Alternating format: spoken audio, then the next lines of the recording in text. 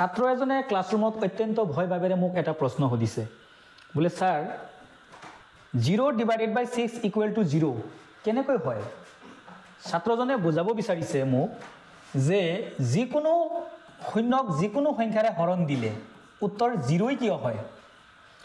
0/10 = 0 0ক যদি আমি 1ৰেও যদি আমি হৰণ কৰো উত্তৰ কি হ'ব 0 হ'ব এনেকুৱা কিয় হয় ছাত্ৰজনৰ এইটো এটা প্ৰশ্ন এই ভিডিঅত আমি ছাত্ৰৰ সেই প্ৰশ্নৰ উত্তৰ দিবলৈ চেষ্টা কৰি আছো তো এনেকুৱা প্ৰশ্নৰ উত্তৰ দিবলৈ আমি দুটা এংগল ল'ব পাৰো দুই ধৰণে ইয়াক আমি বুজাব পাৰো এটা হ'ল আমাৰ ব্যৱহাৰিক জ্ঞানেৰে আমি প্ৰমাণ কৰি দিব পাৰো যে শূন্যক যিকোনো সংখ্যাৰে হৰণ কৰিলে উত্তৰ কি হ'ব শূন্য হ'ব নাইবা আমি গণিতৰ ভাষাৰেও আমি জাস্টিফাই কৰিব পাৰো গণিতৰ ভাষাৰেও আমি কি কৰিব পাৰো জাস্টিফাই কৰিব পাৰো আমি দুইটা পদ্ধতি ইয়াত ব্যৱহাৰ কৰিম প্ৰথমতে হল ব্যৱহাৰিক ক্ষেত্ৰত কেনেকৈ যেহেতু ইয়াতে হৰণৰ কথা উল্লেখ আছে আমি যে ছাত্ৰ ছাত্ৰীসকলক কি কৰিব পাৰো এনেকৈ এটা উদাহৰণ দিব পাৰো যে 10টা চকলেট 5জন ছাত্ৰৰ মাজত যদি ভগাই দিয়া হয় প্ৰত্যেকজনে কিমানকে পাব ছাত্ৰবিলাকে ক'ব দুটাকে পাব তাৰ পিছত যদি কোৱা হয় এটা চকলেট অকমান বঢ়াই দিলো 30টা চকলেট 5জন ছাত্ৰ কিমানটাকে পাব তেওঁলোকে সিওৰি উত্তৰ দিব যে স্যাৰ 6টাকে কি পাব চকলেট পাব এটা ছাত্ৰ 5জনে আছে কিন্তু চকলেট এটাও নাই চকলেট কি নাই এটাও নাই তেতিয়া হলে ভাগত কিমানকে পৰিব ছাত্ৰ ছাত্ৰীসকলে কৰিব কাৰো ভাগত এটাও নপৰে 5জন যে আছে 5জনৰ ভাগত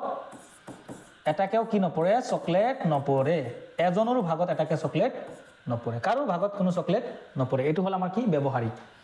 এতিয়া গণিতৰ ভাষাৰে বিষয়টোৰ প্ৰমাণ আছে না নাই গণিতত ইয়াৰ প্ৰমাণ কেনেকৈ আছে আমি দেখাই আছো গণিতৰ ভাষাৰে প্ৰমাণ কৰিম যে 6 গণিতৰ ভাষাৰে আমি প্ৰমাণ কৰিম ইয়াক 0/6 = 0 কিয় হয় আমি ইমপ্লাই চিন দিম 0 মানে কি আমি যিকোনো সংখ্যা লিখিব পাৰো 5 - 5 এটোতো 0 5 - 5 মানে কি 0 ঠিক তেনেকে 2 - 2 মানে কি 0 এটোতো সবে বুজি পায় 3 - 3 মানে কি 0 সবে বুজি পায় ইলা তো মই 0ৰ হলনি কি লিখিছো মই 5 - 5 = এই 0ৰ হলনি মই এটো লিখিছো তলত কি আছে 6 আছে ইকুৱেল টু এফালে 0 আছে দি দিলু নেক্সট কি কৰিলু এটো মই ভাগ ভাগকে লিখিম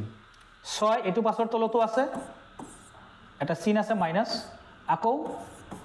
6 এটো পাছৰ তলতো আছে মই নিশ্চয় এনেকৈ লিখিব পাৰো এফালে 0 এতিয়া এফালে ধুনিয়াকে চাই লওক আপোনালোকে গণিতৰ ভাষাত এটো হল ইয়াতে একো চিন নাই মানে দ্যাট মিন্স কি প্লাস 5/6 এটো কি -5/6 +5/6 -5/6 কি হৈ যাব কাটা যাব 0 হ'ব এফালে কি হ'ব 0 তো গণিতৰ ভাষাত এটো খুব সহজেই আমাৰ কি প্ৰমাণ আছে